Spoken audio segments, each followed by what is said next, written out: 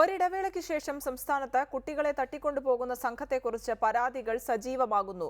കൊച്ചി പള്ളുരുത്തിയിൽ ഇന്നലെ 6ാം ക്ലാസുകാരനെ തട്ടിക്കൊണ്ടുപോകാൻ മുഖം മറച്ച യുവാവ് ശ്രമം നടത്തി. രക്ഷപ്പെട്ട കുട്ടിയും മാതാപിതാക്കളും ചേർന്ന് പോലീസിൽ പരാതി നൽകിയെങ്കിലും അജ്ഞാതനെ കണ്ടെത്താനായില്ല.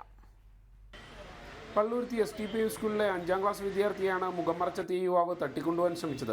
വൈകുന്നേരം സ്കൂൾ വിട്ട കുട്ടി ബസ് കയറി വീടിനടുത്തുള്ള ബസ് സ്റ്റോപ്പിൽ ഇറങ്ങിയ ശേഷമായിരുന്നു സംഭവം. മുഖം മറച്ചെത്തിയ യുവാവ് കുട്ടിയുടെ പേര് ചോദിച്ച് കയ്യിൽ കടന്നു പിടിച്ചു. ഉടൻ തന്നെ കുട്ടി രക്ഷപ്പെടാൻ നോക്കിയെങ്കിലും യുവാവ് കുട്ടിയുടെ വായ മൂടിക്കെട്ടാൻ ശ്രമിച്ചു. യുവാവിനെ തള്ളിയിട്ട കുട്ടി രക്ഷപ്പെടുകയായിരുന്നു. വീട്ടിലെത്തി പിതാവിനോട് കുട്ടി സംഭവം പറഞ്ഞു. ഇതോടെ രക്ഷിതാക്കൾ പോലീസിൽ പരാതി നൽകി.